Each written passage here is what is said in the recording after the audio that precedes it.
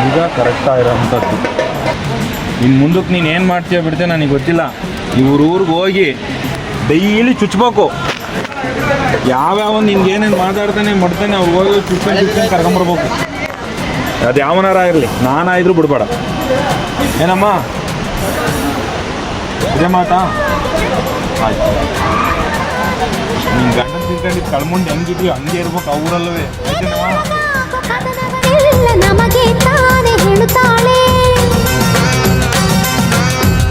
ನಾರಿಯ ಕುಲವಿರದೆ ಗುಡಿಗಳಿಗೆ ಬೆಳಕಿಲ್ಲ ಭಕ್ತರೇ ಇರದಿದ್ರೆ. ನೀವು ಯಾಕೋ ಅದಿಮೀರಿ ಅಮ್ಮನ ಹತ್ರ ನಡೀತಾ ಇದ್ದೀರಂತೆ. ಆದಷ್ಟು ಅಮ್ಮನ ವಿಚಾರದಲ್ಲಿ ಭಯ ಭಕ್ತಿಯಿಂದ ಇರಬೇಕಂತೆ. ಆಯ್ತಾ? ನೀವು ಗಟ್ಟು ಕರಾರಲ್ಲಿ ನಿಂತಿಲ್ವಂತೆ ಸೌಕರ್ಯ ಮಗ. ನೀವು ಅದನ್ನ ಮರ್ತ್ಬಿಟ್ಟು ಸುಮ್ಮನೆ ಸುತ್ತಾ ಇದ್ರ. ನೀವು ಮಾಡಬಾರ್ದು ಮಾಡಿಕೊಂಡು ಅಂತ ಹೇಳ್ತಾರೆ. ನಿಮಗೆ ದೀಕ್ಷೆ ಆಯ್ತು ತಾನೇ ಅವ್ರದ್ದು. ಹೆಂಗಿರ್ಬೇಕು ಸೌಕರ್ಯ? ಆಯ್ತು ಬಿಡವ, ದುಡ್ಡಿಂದ ಇರ್ತೀಯ.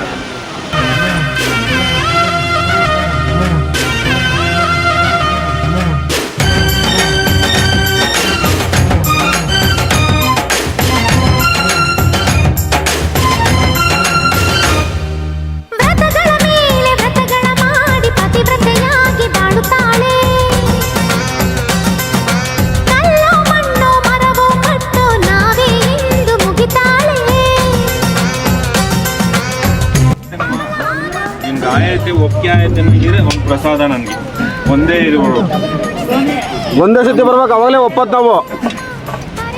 ಆಯ್ತು ಕಣ. ಆಯ್ತಾಯ್ತು.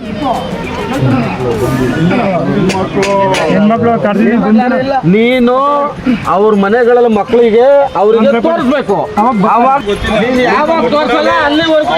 ಸನ್ನಿಧಾನ ಕುಡಿಕೆ ಬರ್ಬೇಕು ಅಷ್ಟೇ. ಸಾಯಂಕಾಲಕ್ಕೆ ಹೋಗಿ ವಾಂತಿ ಬೇದಿ ಇಕ್ತದೆ. ನನಗೆ ಗೊತ್ತಿಲ್ಲ ಏನ್ ಮಾಡ್ತೀವೋ ಗೊತ್ತಿಲ್ಲ. ಅಷ್ಟಕ್ಕೂ ಅಲ್ಲಿವರೆಗೂ ಮಾಡ್ತಿದ್ದೆ. ಮಂಡಪ ಪೂಜೆ ಮುಗಿಯೋದ್ರೊಳಗಡೆ ಅವಾಗ ನೀನು ಒಪ್ತೀನವ ನಾವು.